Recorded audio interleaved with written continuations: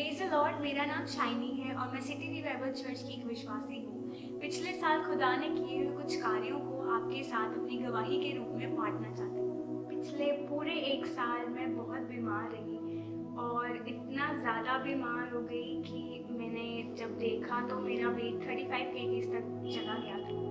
बहुत डर गई, बहुत होपलेस हो गई और डर रही थी कि डॉक्टर्स के पास जाऊंगी तो एक बहुत बड़ी बीमारी का टाइटल मेरे ऊपर लग जाएगा।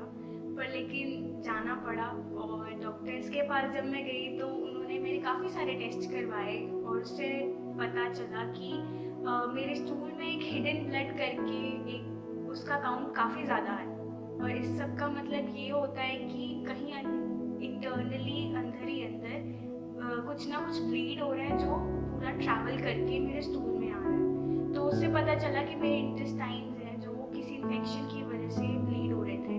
तो बहुत सारे सवाल मन में आने लगे कि ये क्यों हो रहा है, कि क्या कैसे हुआ ये सब, और पता नहीं चला। तो डॉक्टर ने बहुत सारी मेडिसिन शुरू करवा दी, एंटीबायोटिक्स खाए और जब मैं उस सबको खाती थी तो मेरा मुंह इतना ज़्यादा कड़वा हो जाता था कि मेरा मुंह खुलता भी नहीं था और मैं रोती थी खुदा के सामने, मैं कैसे आपको महिमा दूँ जब मेरा मुंह बंद है। द बेस्ट वर्शिप मैंने अपना खुदा को दिया। मैं हमेशा नीज पर आके और मैं बहुत ज़्यादा रोती थी खुदा के सामने और खुदा से यही कहती थी कि खुदा आप ही मुझे ठीक कर सकते हैं। इस पूरी जर्नी के थ्रू मेरे पेरेंट्स ने मेरा बहुत साथ दिया। मेरी mamma she used to pray for me. My father वो हमेशा एक बेस्ट चीज़ मेरे लिए करते थे, वो था कि वो मुझे घुमाने ले जाते थे।